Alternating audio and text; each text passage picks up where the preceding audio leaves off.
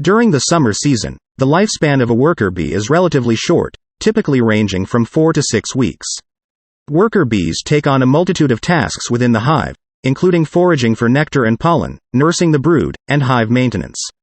The demanding nature of these roles, particularly foraging, exposes them to various stressors, such as predators, environmental hazards, and physical wear and tear.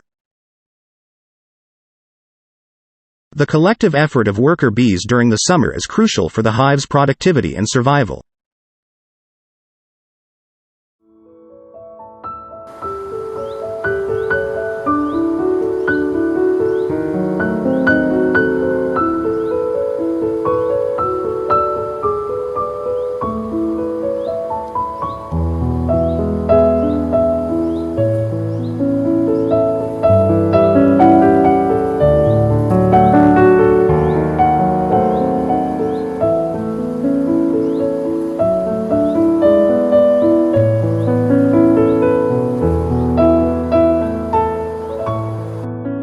Thanks for watching this video.